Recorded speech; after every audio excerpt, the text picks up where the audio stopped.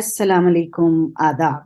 शगुफ्ता show के साथ शगुफ्ता gimme Lodhi आपकी खिदमत में हाजिर है। और आज आपके साथ एक ऐसे मेहमान को लेकर आई हूँ कनाडा से, जो आप उनसे पहले भी हमारे साथ गिमी टीवी यूके पे एक मर्तबा मिल चुके हैं, लेकिन अभी उनका काम इतना ज्यादा हो गया कि हमें महसूस हुआ और हमें बहुत सारे लोगों ने कहा कि आप उनको बुलाएं। तो जनाब हमारे साथ हैं फिलंथ्रोपिस्ट, राइटर, जर्नलिस्ट और फिल्म मेकर रुबीना फैसल जी। खुश आमदीद कहते हैं जी गिमी टीवी आपको। रुबीना, क्या हाल चाल है आप? मैं बिल्कुल ठीक हूँ शगुफ्ता। बहुत शुक्रिया। गिमी टीवी जो है बड़ा इम्पोर्टेंट काम कर रहा है लिटरेचर के ऊपर। और मतलब बहुत सालों बाद जब लोग देखेंगे कि सीरियस काम कौन कौन कहाँ कहाँ पे कर रहा था, तो आपका नाम जो है वन ऑफ देम होगा इंशाल्लाह।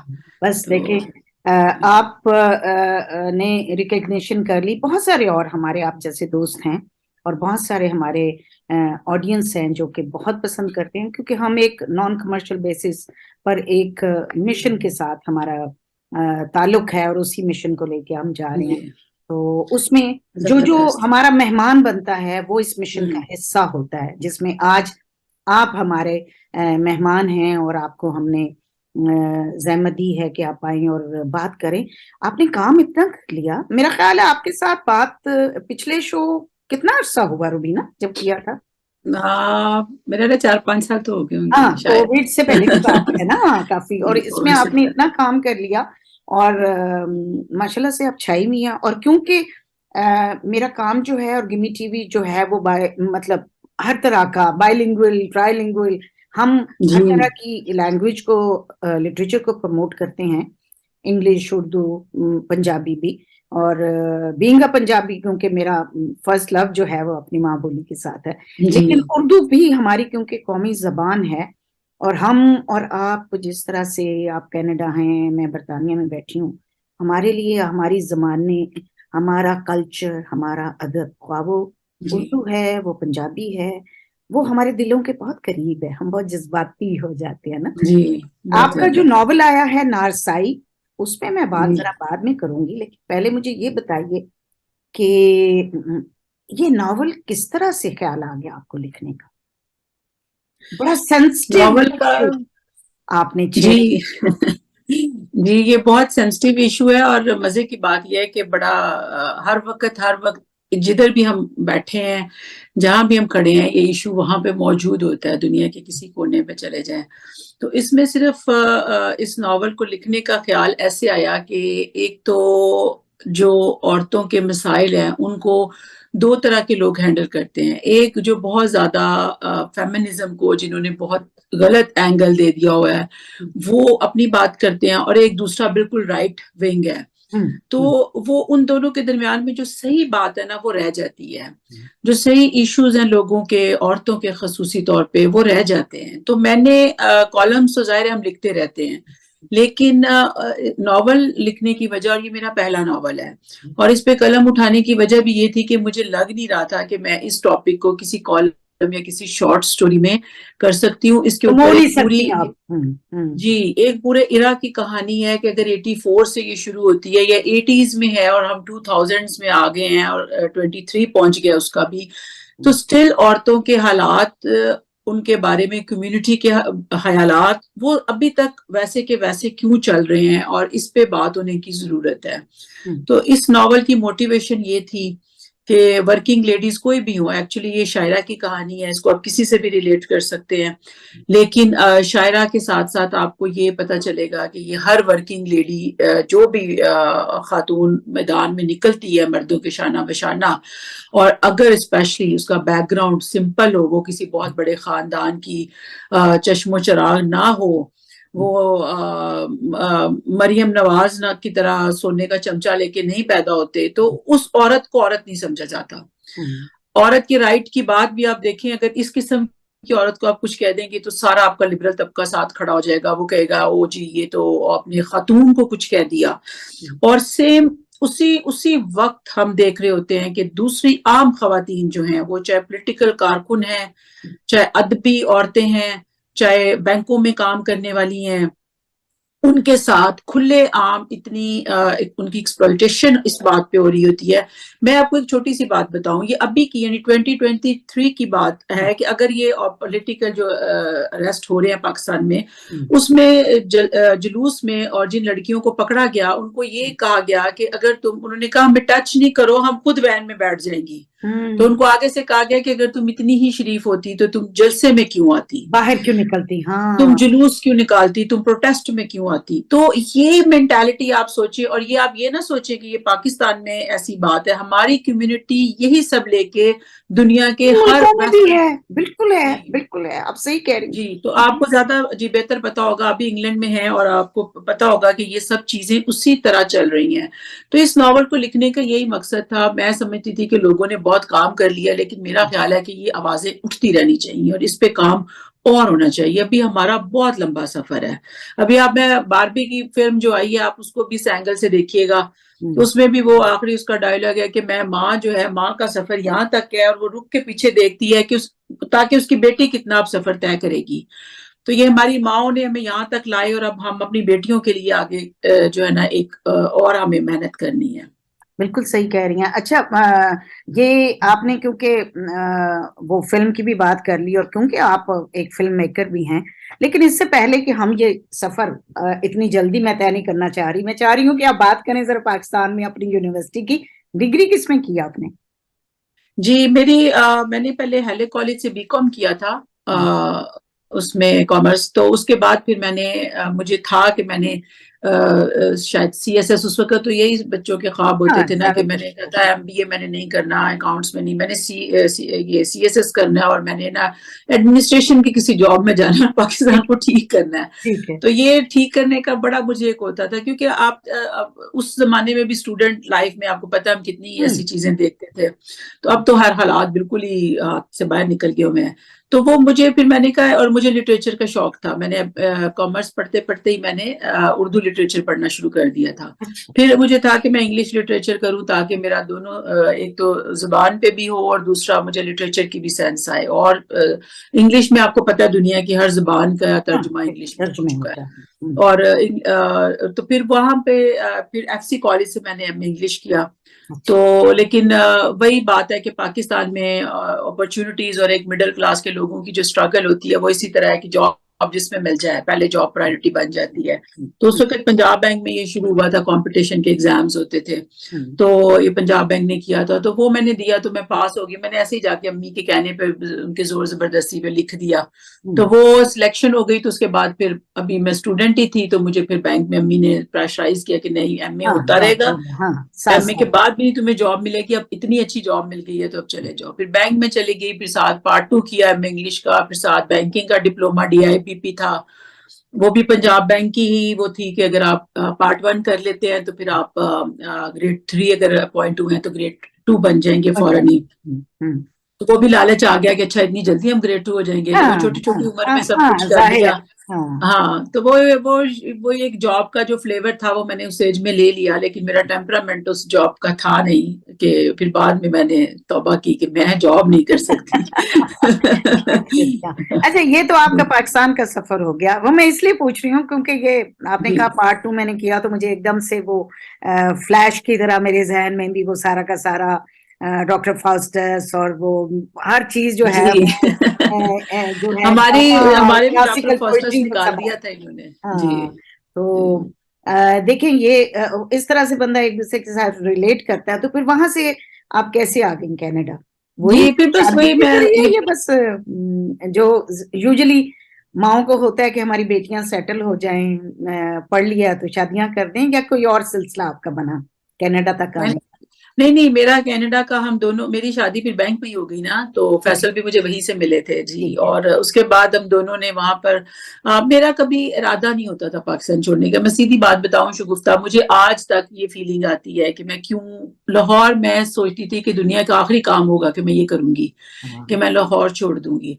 लेकिन हुआ ये कि हमारी शादी हुई तो पहले तो ब्रांच में थे, जब शादी हुई तो वो जैसे करते हैं जी, एक मेरी हेड ऑफिस ट्रांसफर हो गई। अगर मैं कहती हूँ मेरी हेड ऑफिस, फैसल को शौक था बाहर का, लेकिन मुझे था विजिट के लिए जाओ लेकिन वापस इधर ही आओ। लेकिन जब मैं हेड ऑफिस मेरी ट्रांसफर हुई तो मैंने वहां एक नई दुनिया देखी। हम्म। मैंने ये देखा कि आप इतने टैलेंटेड हैं, आप पढ़ के मेहनतें कर करके ये पेपर भी करना है, ये पेपर भी करना है, ये डिग्री भी लेनी है। दूसरी तरफ एक आती है, एक लॉट आता है जो डायरेक्ट आता है, उनको कैश ऑफिसर के लॉट में वो हाँ आते हैं। हाँ हाँ हाँ। वो उन लोगों की हुक्मरानी आप पे चलना शुरू हो गई। तो फिर मैंने कहा, कुछ खवातीन थी जो जीएम्स पे रूल करती थी, तो जी मुझे मेरे लीग ने कहा कि अगर तुमने छुट्टी लेनी है, मैं वो प्रेग्नेंट हुई ना तो मुझे छुट्टी चाहिए थी।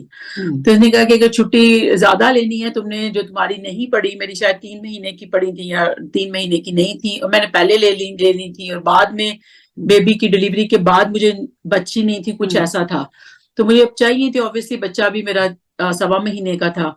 तो मैंने उनको कहा कि तो मुझे उन्होंने रिफ्यूज कर दिया। उन्होंने कहा आपकी छुट्टी पड़ी नहीं हुई और आपको विदाउट पे भी नहीं मिलेगी, आप वापस आए। तो मैं अपना 1.25 महीने वाला बच्चा, अभी 1.25 महीने का भी नहीं हुआ था, तो उसको छोड़ के मुझे आना पड़ा, क्योंकि आपको पता है पाकिस्तान में आप ये भी नहीं कह सकते कि हम जॉब नहीं करते, जाओ दफा हो, यानी आप लात भी नहीं मार सकते। तो और स्ट्रगलिंग एज होती है हाँ वो तो। बिल्कुल बिल्कुल होता हाँ है, सेल्फ मेड लोगों का सबकी यही कहानी है। जी, तो ऐसे वो फिर मैंने यानी उस वक्त मैंने ये डिसाइड किया, और मुझे इतना गुस्सा आया इस बात पे। तो मेरा एक लीग कहता है कि तुमने डायरेक्ट खुद नहीं जाना था जीएम के पास, तुमने वो फलां लड़की है उसको कहना था, क्योंकि वो बड़ी क्लोज है जीएम के। तो आई वाज शॉक्ड कि, और मैं ये पहले ही सुनते थे कि जी ब्रांचेस उनको मिल रही हैं जो लोगों के पास मतलब हर 2 नंबर काम के आपको रिवॉर्ड्स मिलते हैं, और आप वहीं पे। फिर मैंने सोचा, मैंने कहा कि मैं एक तो बच्चे आप हो गए, तो मुझे लगा कि स्कूलों की फीस यहाँ इतनी ज्यादा है, हम क्या करेंगे। और दूसरी बात ये कि हम अगर इधर ही एक ही जगह स्टक रहेंगे दोनों मियाँ बीवी, तो हम तो अपने घर का खर्चा नहीं चला सकेंगे। तो और हम ये हमारे ऊपर से वो लोग आते जाएंगे जो हमसे कम कॉम्पिटेंट हैं। तो फिर मैंने ना हस्बैंड को कहा कि हम ना अब अप्लाई इन्हीं कर देते हैं। तो फिर हमने अप्लाई किया, और विदिन जो है ना मेरा उस वक्त जल्दी हमारा हो गया। हमने हांगकांग से किया था, तब ये होती थी, तो कोई साल लगा। तब मेरी जो बेटी है वो भी पैदा हो गई, तो वो भी हमें फिर साथ में सबमिट करवाना पड़ा उसका भी। तो फिर हम 4 लोग कनाडा आए थे। तो अच्छा, तो ये 2000 है आपका पाकिस्तान से कनाडा का सफर। अच्छा, फिर हमें पता चला, जो आपके बारे में रिसर्च मैंने की, तो पता चला कि रुबीना की तहरीरें जो हैं उसमें जोश है, उसमें जज्बा है, उसमें वलवला है, उसमें आदर्श है, और उसमें ख्वाब है। अच्छा, ये बताइए कि ये सारे ख्वाब देखने के आपको शुरू से आदत थी, या ये ग्रेजुअली आपने अपने आप को डिस्कवर किया, और फिर डिस्कवर करने के बाद हालात ने आपका साथ दिया, और फिर ये नॉवेल जो है वो नारसाई, जिसमें हर औरत कहीं ना कहीं रिलेट कर सकती है, और वो हमारे सामने आए। जी। आ, मेरा ये, जैसे आपने ये जोश और जज्बा और सच्चाई या हक की बात की, मेरी तहरीरों में होता है, क्योंकि इसलिए कि मैं इमोशंस के साथ ही लिखती हूँ। वो हमारे एक दोस्त है, उनकी डेथ हो गई है, यहाँ पे थे, फैसल फरानी उनका नाम है, वो बड़े अच्छे शायर थे। वो कहा करते थे कि रुबीना लिखती तब है कि जब इसको महसूस होता है कि लिखना चाहिए, ये सिर्फ सफे नहीं भरती। हाँ, तो बस मुझे यही, मेरे लिए, मेरी राइटिंग के लिए ये एक लाइन ही काफी है कि मैं वाकई, जब अगर मैं कहती हूँ कि अगर मैंने दिल से नहीं लिखना और मैंने सच नहीं लिखना, तो मुझे लिखना ही नहीं चाहिए। अगर मैं यही कहती हूँ, मैं शुक्र करती हूँ कि मैं पाकिस्तान से निकल आई, क्योंकि मैं बिक तो सकती नहीं कि कोई मेरा कलम खरीद सकता, लेकिन अगर मुझे दबाया जाता तो मैं क्या करती। अब मैं आज देखती हूँ कि कितने ऐसे लोग हैं जो लिखना चाह रहे हैं, जो सच लिखना चाह रहे हैं, पाकिस्तान में वो रहते हैं, लेकिन वो लिख नहीं पाते। मेरा सांस रुक जाता, मैं इतनी सफोकेट होती, क्योंकि मैं बैंक में भी मैनेजर अगर गलत बात कर रहा होता था, मेरी ट्रांसफर्स हो जाती थी, 2-3 दफा हुई, 4-5 महीनों में मेरी बहुत ज्यादा हो जाती थी। तो फिर भी मैं बोल देती थी, मैं कहती थी ट्रांसफर ही होगी ना, लेकिन अगर मुझे ये पता चलता कि मेरे से ये जॉब छीन लेंगे, घर आके मेरे बच्चों को मारेंगे, तो मैं क्या करती फिर। तो यानी इतनी सफोकेशन। तो मैं वो अल्लाह का शुक्र करती हूँ कि ये मेरी राइटिंग में ये सारी चीजें। और फिर जो आपने नारसई वाली बात की है, आप ये सोचें कि कई लोग ऐसे हैं जिनकी किताबें पाकिस्तान में नहीं छपती थी। ये जो हमारी शायरा सारा शगुफ्ता हैं, जिनकी उनकी किताबें इंडिया ने छाप दी थी, पाकिस्तान ने नहीं छापी थी। तो ये एक जो चीज नारसाई का मतलब ही, पाकिस्तान में बहुत सारे लोग ऐसे हैं, खवातीन खास करके, जिनकी पहुंच में वो चीज नहीं है। तो मैंने ये सारा जर्नी फ्रॉम प्रैक्टिकल लाइफ से, पहले हमने स्टूडेंट लाइफ में भी बहुत कुछ देख लिया था, क्योंकि हम को एजुकेशन में पढ़े थे, हमें पता था क्या हो रहा है। और आपको पता है जमीयत का जमाना, और जमीयत जो है वो हमारा किस तो वो तरह, टाइम था ना, जो जी, मतलब जमीयत में वो 90s में टाइम जो के आप टाइम जी था, किसी के पास बैठ नहीं सकते और अंदर खाते वो जमीयत वाले पूरे थे, वो सब पूरे थे। जी हमने तो वो टाइम देखा है ना, जी हमारा जी, वो वो टाइम है। 90s वाला जो, जी हाँ जी। 90s का जो टाइम था, वो हमारा जो एंड पीक वाला टाइम था, वो ये जमीयत खा गई। मैं तो कहती हूँ कि ये और सारा टैलेंट, तो ये जो एक्सप्रेशन, जो फिर मुझे ना कनाडा आना, मेरे, आपने कहा हालात ऐसे बने, तो हालात आप इस सेंस में कह सकती हैं कि कनाडा आना मुझे एक अपॉर्चुनिटी दे गया। अगर मैं यहाँ ना आती पाकिस्तान में, तो मैं बच्चों की रोजी रोटी में ही हम दोनों लगे लगे रहते, रहना सर था, झाड़ू। बिल्कुल हाँ, सही कह रही हूँ। यहाँ आके तो मैंने ये फैसला किया था कि मैंने बच्चों को किसी भी डे केयर में नहीं छोड़ना, उनकी कॉस्ट पे मैंने जॉब नहीं करनी, और जॉब मुझे वैसे भी पसंद नहीं है करनी, मुझे किसी की बात सुनना पसंद नहीं है, मैं अपनी रेबल हैं मनमोजी आप हूँ। फिर, इसका मतलब है जी, रेबल हैं। अच्छा। हाँ जी, शुरू से ही। अच्छा अच्छा, यहाँ पे तो एक एक एक सवाल आपको मेरा एकदम से जहन में आया। आपने अभी कहा कि बहुत सारे लोगों को वहां सफोकेशन होती है, क्योंकि आप जी, जाहिर है जर्नलिस्ट हैं, और वहां पे बहुत सारे जर्नलिस्ट जो हैं बहुत सारे बहुत कुछ कर रही हैं, बहुत लिफाफा जर्नलिज्म भी है, हम कहते हैं। क्यों नहीं वहां के कोई, आप मुझे बाय नेम, या फिर चले मैं नाम नहीं लेती, क्योंकि जाहिर है एक वास्ता तो हमारा भी है, सच कहना इतना मुश्किल हो गया वहां पे, कोई बोल ही नहीं सकता, या फिर जरूरतें इंसानों की इतनी बढ़ गई हैं कि भाई शिफाफे शिफाफे वैल्यू सिस्टम बदल गया। आप क्या कहेंगी, आपकी क्या टेक है इस बारे में? मैं ये कहूंगी कि वहां पे लोगों ने ये सोच लिया है, जो दानश्वर तबका भी है, अगर वो बिकने वाले नहीं पे थे ना, तो उन्होंने कहा कि मार खाने से बेहतर है बिक की जाओ, यानी अपने कलम की कीमत लगा लो, लिखना तो लिखा तो हमसे वैसे भी नहीं जाना। तो ये उन्होंने एक अखलाकी तौर पे अपने आप को सेटिस्फाइड करके गैर अखलाकी फैसला कर लिया हुआ है, मुझे ऐसा लगता है। क्योंकि देखें, मैं कहती हूँ कि आप अगर सच नहीं लिख सकते ना, तो आप खामोश हो जाएं, अगर आपको दबा दिया गया है। आप ये ना करें कि आप गलत को फैसिलिटेट करना शुरू कर दें, आप इतने गिर जाएं, इतने बिक जाएं कि आप उसको, तो अब मैंने जो चीज फील किया है, अब पाकिस्तानी कम्युनिटी का ये मिजाज बन गया हुआ है दुनिया में, वो जहां भी हैं, कि बाय हुक और बाय क्रुक आपके पास ताकत और आपके पास पैसा होना चाहिए, एंड दैट्स इट। उसके बाद आपको सलाम करेंगे। आपको पता होगा, पहले जो रिश्वत लेता था उसको पता होता था जी ये रिश्वत लेता है, उसको लोग बुरी नजर से देखते थे। हम 20 साल पहले पाकिस्तान छोड़ के आए हैं, तो वो हालात नहीं थे। हम तब भी, मैं मुझे बहुत बुरा लगता था, मैं तब भी, मेरा ख्याल है वो जो प्रेशर कुकर है सदीक सालक का, मैं वो उसका किरदार बन जाती और मैं जंगल में निकल जाती। उस वक्त की मैं बात कर रही हूँ, और आप सोचें कि हमारे जैसे मिजाज के लोग अब वहां पे क्या कर रहे होंगे। तो ये हमने शौरी तौर पे, हमारे दानश्वर ने, हमारे जर्नलिस्ट ने, हमारे राइटर्स ने ये फैसला कर लिया हुआ है कि वो जो है ना, उन्हें गलत का साथ इतना ज्यादा देना है कि वो सच लगने लग जाए, और आप अपने आप को सेटिस्फाइड करते हैं ये कह के कि हो तो कुछ भी नहीं सकता। तब्दीली, आपको ये पता है कि यहाँ पर आकर वो आरफा सैयदा, मैंने उनके नाम, उनके साथ लिखा था, उनपे कॉलम भी लिखा था, मैं इतनी मायूस हुई थी मैंने कि पढ़ा जब उन्होंने आपका, आके ये कहा कि जी मैंने आप पढ़ा ओवरसीज आपका। जी, कि आप ओवरसीज पाकिस्तानी चुप करके क्यों नहीं बैठ जाते, और वो इमरान खान को अगर निकाला है तो वो अपना वेट करे अपनी बारी का। यानी आप दानश्वर हैं, आप कैसे इतनी गैर जमहूरी बात कर सकती हैं? आप कैसे ये कह सकती हैं कि ओवरसीज पाकिस्तानी हो तुम, अब तुम्हारा पैसा बड़ा नाचता है? भाई हमारा पैसा कैसे नाचता है? तुम ये क्यों नहीं कहते कि हमारे पैसे से तुम्हारी इकोनॉमी खड़ी है? नहीं तो मैं हमारा तुम्हें, जो पैसा है, आप ये देखें कि हम उसके लिए कितनी मेहनत करते हैं, मतलब जी, हमारा खून पसीने का पैसा है, जो कि हम्म, जो ओवरसीज पाकिस्तानी, आप और मेरी जैसी औरतें और हमारे जो घर के अफराद हैं वही समझ सकते हैं। मतलब हमारे बच्चे 16 साल से, 14 साल से, 16 साल से वो घर स्कूलों में जा रहे होते हैं, तो वो साथ में वर्क कर रहे होते हैं। मेरी अपनी बेटी ने 16 साल में काम शुरू, साथ साथ जी स्टडीज की, पार्ट टाइम पढ़ा, उनकी जी। है ना, जी सारा कुछ किया।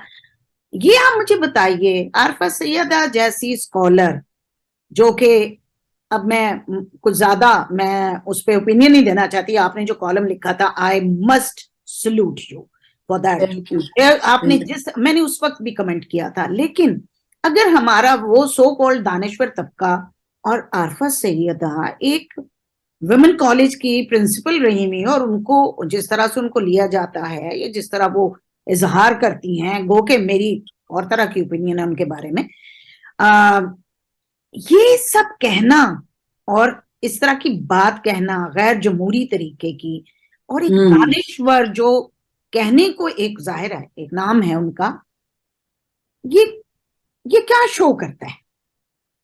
ये बस ये मैं वही तो कह रही हूँ कि हमारे दानश्वर ने शौरी तौर पे ये सोच लिया है कि आप देखें कि भुट्टो के जमाने में जो, अगर आपने कोई उस जमाने के जो भी लोग पीपल्स पार्टी के साथ जुड़े हुए थे, नजरिया होता था। मैं ये उस मेरे जमाने वालिद के साहब थे उनके नजरिए के साथ, मेरे तो अपने घर जी, में और मेरे अपने वो वालिद डटे साहब। रहते थे। हाँ, जी, डटे। क्योंकि उस वक्त का दानिश्वर जो है ना, आप देखें जो भी देखे, अहमद बशीर साहब है, कोई भी, मैं बाद लोग देखती हूँ, इनको पढ़ती हूँ, तो मैं कहती हूँ कि वो कुछ भी करते थे, मारे खाते थे, जेलों में जाते थे, लेकिन कम से कम कुछ सच तो बोलते थे ना। अब तो इन लोगों ने देखे, आपने अगर ये कह दिया है कि आपको जमहूरियत चाहिए ही नहीं है, वो कहते इलेक्शन चाहिए ही नहीं है, आइन चाहिए ही नहीं है, जो वो हो रहा है बिल्कुल ठीक हो रहा है, सब्र करो, शुक्र करो, ताकत से नहीं टकराओ, बस वे अपनी बारी का इंतजार करो, और इस तरह की बातें आप करेंगे तो फिर आपका, इन लोगों ने ये, आप ये देखें, ये लोग इसलिए इस तरह हरकतें करते हैं क्योंकि जो आम आवाम है हमारे जैसे, इनको मुंह पे सुनाती नहीं है। अब ये सैयदा आरफा साहिबा दोबारा इधर तशरीफ लाई हैं, तो $25 की टिकट इन पे फिर लगी हुई है, और यानी वो $25 दे लेके वो लोगों को वहां पे कर रहे हैं। और अगर एक मेरे जैसा कोई एक आधा बोलेगा तो ज्यादा ज्यादा ये लोग क्या करते हैं, मुझे बुलाना छोड़ देते हैं कि भाई वो तो इसको ऐसे ही मत अब होता बुलाना। है। हाँ, हाँ, अब जावेद हाँ, चौधरी इधर आया है, उसको किसी ने नहीं कहा, वो बैठ के आपके मुंह पे कह रहा है कि जी ये ओवरसीज पाकिस्तानी जो है ना, ये माँ बीमार को हमारे पास छोड़ के तो फोन घुमाते हैं, जी माँ का हाल क्या है, माँ का हाल क्या है। इस बात पे वहां बैठे लोग, कनेडियन हमारे पाकिस्तानी तालियां बजा रहे हैं, और उसको वो क्यों फिर समझेगा कि मैंने गलत बात की है। आप जब वो यहाँ आते हैं बाहर के मुल्कों में, ये लोग, ऐसे लोग मुंह उठा के, आप लोग क्यों इनको इज्जत दे रहे हैं? जब आप क्लियर ही नहीं है, आपने बाहर आकर भी अपनी जाती मफादात कोई तरजीह देनी है, तो फिर तो आप उन पाकिस्तान में बैठे बेचारों के साथ जो आम आवाम है, आप उनसे क्या, वो क्या एक्सपेक्ट करेंगे? उनको तो वहां पे जॉब भी चाहिए, उनको तो वहां पे पुलिस भी किसी टाइम उठा के ले जाएगी, उनको तो आपने देखा नहीं, वो कह रहा था कि हम पुलिस सर्टिफिकेट नहीं देंगे इन लोगों को, क्लियरेंस सर्टिफिकेट नहीं हाँ, मिलेगा, कैरेक्टर हाँ, सर्टिफिकेट नहीं मिलेगा। हम्म, तो फिर उन लोगों से क्या गिला? यहाँ बैठ के मैं अक्सर, लोग जब ये बात करते हैं ना, पाकिस्तानी कौम जो है वो बस मुर्दा कौम है, वो कुछ नहीं हो सकता, भी आप यहाँ बैठ के क्या कर रहे हैं? हम्म, आप इन लोगों को चैलेंज कर सकते हैं, आप कम से कम चैलेंज ना करें, आप उनको इज्जत भी ना दें, आप उनको इज्जत देते हैं, हम्म। आप उनको बड़ी इज्जत से अच्छा, एहतराम से क्या जब फिर बुलाते क्या हैं। क्या इनके क्या कोई बहुत, मैं एक टिपिकल वर्ड है जो कि यूज करते हैं हम लोग, क्या इनके पावे ज्यादा हैं, या नहीं, पावे नहीं होते ये, इनके क्या वो है? पावा, वही पावा एक ही है यहाँ पे। आपको अच्छा। पता है इंडिया में, कल ही मैंने ये कंक्लूड किया है, मैं देख रही थी कोई ड्रामे लगे हुए हैं, तो उसमें एक एक्ट्रेस जो, जिनकी एज भी ज्यादा है लेकिन हम्म, उनको छोटी बच्चियां बना के दिखाया जाता है। हम्म, मैं हम्म, कुछ बच्चियां देख रही थी जो नहीं आई हैं, नहीं, मैं कह रही थी कि उस कैरेक्टर में इस बच्ची को क्यों नहीं लिया, इसकी हम्म, शक्ल भी अच्छी है, हम्म, इसको एक्टिंग भी अच्छी आती हम्म, है, लेकिन हम्म, वो, तो वो मेरे हस्बैंड कहते हैं कि इनकी सिफारिश होती है। अच्छा, इनके पीछे वो एक ही बंदा है का, हम्म, जैसे इंडिया में आपके पास डॉन्स होते हैं ना, माफिया है, हाँ, उसने हम्म, फिल्म होती इंडस्ट्री है, पे, हाँ, बिल्कुल होती है फिर, हाँ, हाँ, वो हाँ, फिल्म इंडस्ट्री पे हाँ, सब रूल करते हैं, तो हमारा एक ही माफिया है। आप वो माफिया को बस आप खुश कर दें, तो उसके बाद जो है वो पता नहीं, ये अब आपकी, आप इसको चलाएंगी या नहीं चलाएंगी, लेकिन नहीं मैं नहीं, तो आप इसको खुल के कहूंगी। बात करें हमें, आप, यू आर हाँ my guest, you have a right to give your जी। ओपिनियन। तो गिमी टीवी यूके इसीलिए दूसरों से डिफरेंट है कि हम सच बात सुनने और दूसरों तक पहुंचाने की एक हिम्मत जी, रखते आपका हैं। मिशन है ये ना, तो हाँ, हाँ, तो मिशन है बस जी, वही बिल्कुल। बात है कि हमारा हमारा माफिया इंडिया के माफिया की तरह जो है ना, वो अफसोस की बात है कि वो हमारे जो है एक इदारा है, कंपनी है हमारी और बस सब उस पे अच्छा, आगे तो क्या बेबस। कोई आप क्योंकि आप फिलंथ्रोपिस्ट भी हैं, और बहुत सारे काम भी आप कर रही हैं, मैं फिल्म मेकिंग की तरफ बाद में आऊंगी, और क्योंकि राइटर हैं, देखें राइटर बहुत हर चीज को ऑब्जर्व कर रहा होता है। अब आप जो ये बात कर रही हैं, आप तो खुल के दुनिया के सामने सब कुछ आ गया, कंपनी भी जी आ गई, बाकी भी आ गया। वी लव पाकिस्तान, हमें अपने वतन से, वहां पे रहने वालों से कहीं ज्यादा मोहब्बत है। हमें उसके इमेज को एक पॉजिटिव पोर्ट्रे करने की भी पूरी की पूरी हमें इस बात का पूरी तरह शाऊर है, क्योंकि हम मल्टीकल्चरल सोसाइटी में रह रहे हैं। जी। लेकिन मुझे ये बताइए कि फिर अब बहुत सारी चीजें खुद ब खुद एक्सपोज हो रही होंगी, तो उसका क्या इलाज हो सकता है? क्या ये इसी तरह चलेगा या कुछ फर्क आएगा? अवाम जो है वो बेचारी क्या करे, मुझे ये बताएं, आम बंदा देखें क्या करे? देखें, आप उस बंदे को सल्यूट करें जो जिसकी वजह से जिसके दमखम की वजह से जो काम बहुत बहुत लोग, इवन मेरा ख्याल है भुट्टो भी नहीं शायद कर सका, क्योंकि उस जमाने में सोशल मीडिया नहीं था इस तरह। वो बंदा हर लेवल पे गया है, उसने किसी तौर पे, और मैं कहती हूँ कि इमरान खान के अलावा कोई और ये काम कर ही नहीं सकता था। हमारे जैसे लोग जो यहाँ बैठ के मुहब्बे वतनी का ये मतलब लेते थे कि पाकिस्तान आर्मी को कुछ नहीं कहना, हमें पता, हालांकि हमने पढ़ा सब हुआ है। मैंने, आपको याद होगा लास्ट प्रोग्राम में यही कहा कि हमें पता है सब कि 1971 में क्या हुआ, हमें पता है सब 1965 में क्या हुआ। हम वो वाले लोग नहीं है मुतालिया पाकिस्तान पढ़ने वाले।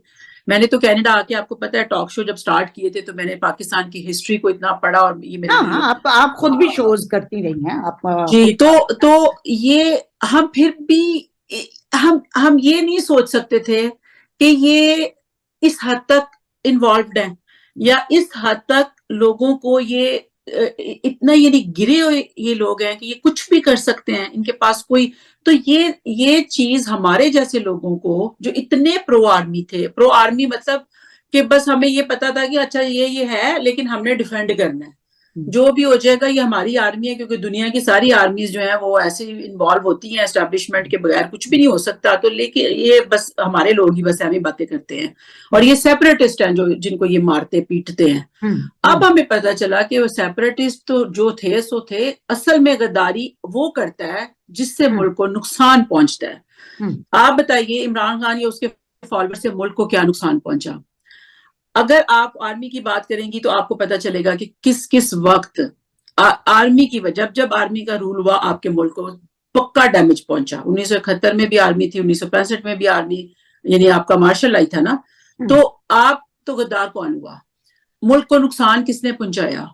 तो जो मुल्क को नुकसान पहुंचा रहा है और जो अपनी प्रॉपर्टी जाती बना रहा है, वो गद्दार है, या वो गद्दार है जो मुल्क के लिए अस्पताल खड़े कर रहा है, यूनिवर्सिटीज बना रहा है, जिसकी वसीयत ये है कि मेरे मरने के बाद सब शौकत खानम को दे दिया जाए, जो कुछ भी उसका है। तो आप ये देखिए कि गद्दारी की डेफिनेशन ही हमें अब पता चली कि जिनको गद्दार कहते थे, ये बादशाह खां वगैरह को भी इन लोगों ने गद्दार कह दिया। अब हम उनको भी लोगों ने दोबारा से रिविजिट किया जाके हिस्ट्री में। अब हर उस बंदे को रिविजिट किया है जाके उन लोगों ने भी जिन्होंने कभी नहीं किया था। कि इवन मजीब जो है वो शेख मजीब, वो भी रिविजिट हुए हैं अब। वो हालांकि मेरे हिसाब से उन्होंने अच्छी टका के इनको टक्कर दी और वाकई सेपरेट होकर दिखाया। वो जो भी ये कहते थे उन्होंने सच भी करके दिखाया, लेकिन उनको गद्दार बनाया किसने? वो प्रोसेस सारा आप देखिए, इमरान खान में, अल्ताफ हुसैन में, या ये शेख मुजीब में डिफरेंस ये है कि वो पाकिस्तान को तोड़ेगा नहीं, वो झुक जाएगा। इन लोगों ने झुका नहीं, इन्होंने पाकिस्तान तोड़ दिया या पाकिस्तान तोड़ने की बात की। उसने कभी ना बाहर से मदद मांगी, ना उन्होंने कोई किसी से ये कहा कि आओ मुझे बचाओ, मेरी फौज मुझे मार देगी, ना ये बात अमेरिका से की, ना उन्होंने इंडिया से की, ना उन्होंने अफगानिस्तान या बांग्लादेश से कुछ कहा। तो उसको कहां से मदद आएगी? तो हम उसको खुदा ने लोगों की सूरत में मदद दे दी और वो वहां पर टिक के बैठा हुआ है। तो अब इतना क्लियर कट आम गांव के लोगों को, और जूते बनाने वाला मोची या खड़ा ना, तेल वो मॉलिश करने वाला खड़ा आम गांव का, वो आपको बता देगा कि मुल्क में अब क्या हो रहा है। तो ये जो आप कह रही है ना कि होगा क्या, ये अवेयरनेस आ गई कुछ लोगों के मेरा नजदीक, ये ख्याल है कि रियलाइजेशन। इसको अगर हम ये समझें कि ये एवोल्यूशन का हिस्सा है और ग्रेजुअली जी ये सारा कुछ हो रहा है। अच्छा, अगर हम आए दोबारा उस नारसाई की तरफ, तो नारसाई मुझे ये बताइए, अभी आपसे बातचीत करते मेरे जहन में सवाल आया कि क्यों लोग इस किताब को, इस नॉवल को लेके पढ़ें? क्या आपके अंदर एक था अपने रीडर के लिए कि इसको पढ़ना चाहिए? जी, ये मैंने एक दफा अभी पिछले दिन एक पोस्ट भी लगाई थी कि ये किरदारों ने मेरे से नॉवल लिखवाया। तो लोगों को इसलिए पढ़ना चाहिए कि मैंने इसके दिबाचा में भी यही लिखा है कि इसमें हर एक को एक तो अपना चेहरा नजर आएगा किसी ना किसी फॉर्म में। अच्छा। तो मैंने दिबाचा में यही लिखा है कि वो चेहरा पहचाने, क्योंकि सबसे पहले इंसान को अपनी पहचान की जरूरत है।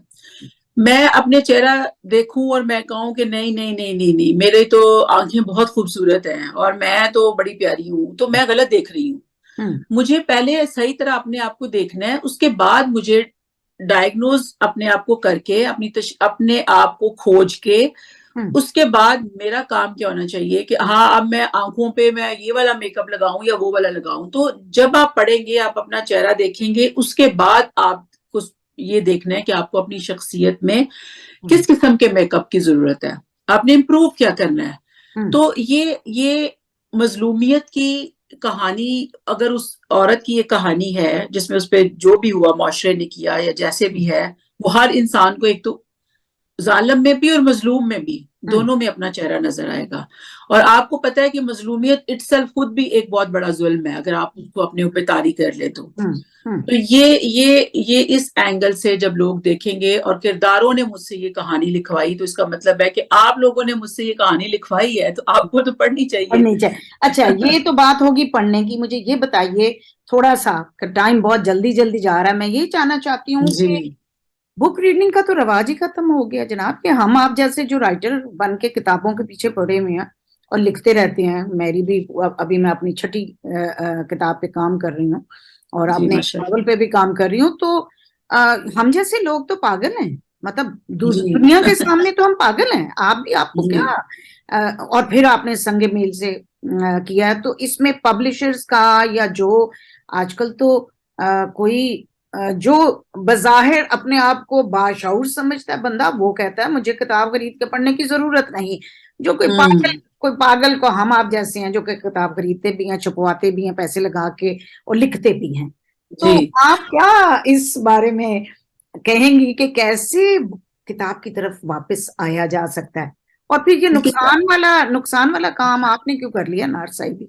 नहीं, ये नुकसान वाला काम नहीं। इंशाल्लाह किताब बुक रीडिंग की हैबिट बहुत बुरी है पाकिस्तानियों में। मैंने देखा इंडिया बांग्लादेश वगैरह में जो किताबें छपती हैं उनकी जो तादाद है, वो मैंने एक बांग्लादेशी राइटर से, उन्होंने मेरी अफसानों का उर्दू में तर्जुमा किया था, तो सॉरी बंगाली में किया था। तो उन्होंने मुझे कहा कि वो कहते हैं हमें बड़ी मायूसी होती है, हमारे तो ये 4-5 हजार आराम से छपती है किताबें, तो आप लोग। मैंने कहा अच्छा, हमारे तो 500 ये वो, तो उनकी 500 किताब जो है ना वो छपवा के तो फिर 100 किताबें रखा आपके करना पास का, रखी। हाँ, उसकी रद्दी के टोकरे। तो उन्होंने कहा कि आप ना वो, और दूसरा ये कि फिर वो खरीदता है, जो पढ़ने वाला है ना वो खरीद के लेता है किताब, और पब्लिशर पैसे भी देता है उनको।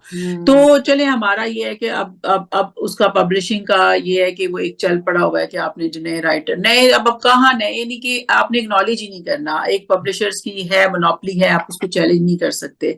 लेकिन उसके बाद चले, उसको आपने करवा दिया, लेकिन उसके बाद नेक्स्ट स्टेप होता है कि आप उसको, कई आपने देखा होगा पब्लिशर अच्छी तरह डील नहीं करते। संगे मील वालों का एक नाम है, अच्छा मोतबर इदारा है, उनके साथ जो भी डीलिंग हुई अच्छी है। उनका ये भी है कि आपका उनकी जो सर्कुलेशन है, मार्केटिंग है, किताब का जो है ना, मैं ये कहती हूँ पब्लिशर का जो इम्पोर्टेंट काम है, आप पैसे की बात छोड़े, इम्पोर्टेंट काम वो ये है कि आओ किताब को प्रॉपरली इंट्रोड्यूस करा दें, सर्कुलेशन हो जाए, पब्लिकेशन, हाँ, लोगों तक पहुंचे तो सही। यानी ये बात होनी चाहिए, फिर लोग डिसाइड करें कि नहीं जी किताब रद्दी है, हमने नहीं पढ़नी। तो जब आप छाप रहे हैं और आपको पता है कि किताब अच्छी है, तो फिर आप लोगों तक पहुंचाएं उसकी मार्केटिंग। आपको पता है मलाला की किताब की मार्केटिंग जो है वो एक पूरे इदारे मार्केटिंग होती है। उस किताब को खोले कुछ भी नहीं होगा उसमें, वो लिखवाई भी किसी और से होगी, लेकिन आपको यहाँ पे हर बुक सेंटर पे नजर आएगी और फ्रंट पे ऐसे पड़ी होती है कि ना चाहते हुए भी बंदा देखता है कि ये पड़ी है। तो इस तरह आपको पब्लिशर्स को किताब के साथ ये इंसाफ करना चाहिए, रीडर तक पहुंचानी चाहिए, फिर रीडर बन जाते हैं। ये हमारा राइटर अच्छी चीजें लिखे, पब्लिशर अपना काम ऑनेस्टी से करे, और रीडर तक पहुंचे तो मेरा ख्याल है रीडर वापस आ सकता है। तो मुझे इतनी मायूसी नहीं है रीडर से। चलें, ये बड़ी बड़ी पॉजिटिव बात है। मैं तो आपको जी। असल में मैंने आपसे आपका इनर सेल्फ निकलवाना था ना। आते हैं आखिर में, रह गए हमारे पास 2 मिनट। फिल्म मेकिंग का अच्छा, कैसा तजुर्बा रहा आपको और कैसे शौक हुआ फिल्म मेकिंग का? फिल्म का हम्म। फिल्म का मैंने बहुत देर पहले भी शायद आपके लास्ट प्रोग्राम में हलाला पे बात हुई थी, यहाँ पर मैंने हाँ उसमें पहले अफसाना लिखा, फिर उस पे हाँ यहाँ पे स्टेज कराया। तो पहले मैंने हलाला मूवी स्टार्ट करी, वो थोड़ा सा उस पर प्रॉब्लम हो गई। हम्म वो डायरेक्टर ने अपने हिसाब से उसको, तो अब ये वाली मैंने शॉर्ट मूवीज शुरू की हैं। कोई भी अच्छी कहानी हो उसको, तो ये मेरी पहली है एज अ डायरेक्टर भी, मैंने इसको खुद ही किया है। और मुझे ये नहीं, एज टेक्निकली मैं कोई क्लेम नहीं करूंगी कि वो बहुत ऐसे मैंने बना ली, लेकिन जो मेरा एक ड्रीम था कि इसको मैंने स्क्रिप्ट में, जैसे आप अभी हम रीडिंग की बात कर रहे हैं ना, तो लोग ज्यादा देखते हैं, देखने और सुनने में उनका हो गया। तो मैंने अभी इसको इसलिए मैंने ये सोचा है कि जो कहानी हो, और आप इसमें ये क्या पैसा इन्वॉल्व हो जाता है, राइटर तो है ना, हम बैठ के लिखते हाँ रहते हाँ, हैं सही। अकेले। अब उसमें आपको स्पॉन्सरशिप चाहिए, आपको ये चाहिए, बहुत वो कुछ ज्यादा हेडेक बहुत है, कुछ। लेकिन हमें करना चाहिए। तो मैंने, बहुत मुझे अच्छी इसलिए ये था कि जी बात। आगे जाना चाहिए। हमारे पास आखिरी 1 मिनट है। रुबीना, आपके टाइम का और आपके हमारे इस शगुफ्ता शो में शामिल होने के लिए मैं बहुत शुक्रगुजार हूँ। लेकिन ये कि आपसे एक पैगाम जरूर लेना चाहूंगी, क्योंकि रेबल बहुत सारे होते हैं। अपने उस सोच को कंस्ट्रक्टिव वे में कैसे लेके जाते हैं, यूथ के लिए कोई खास पैगाम आप देना चाहें तो माइक आप। यूथ के लिए जी, हमारी यूथ के लिए वो आगे, उनको बहुत हमसे बहुत आगे हैं वो लोग, लेकिन उनका, मेरा ये पैगाम है कि कभी आप जब सच बात हो ना, ताकतवर का साथ सब देते हैं। ये नारसाई भी मैंने एक ऐसी कमजोर औरत की कहानी है जिसको आवाज की जरूरत थी, कमजोर की आवाज बन जाए थैंक यू अगर सो आपके पास। मच जी रुबीना। आखिरी जी जी सेकंड है, जी, बहुत शुक्रिया आपके आने का। आपका भी और बहुत इंशाल्लाह शुक्रिया। आपसे इसी तरह बातचीत चलती रहेगी, काम करते रहें ताकि हम जी आपको जी, बताते रहें। बहुत शुक्रिया। अल्लाह आपका भी बहुत शुक्रिया, हाफ़िज़। थैंक यू, खुदा हाफिज।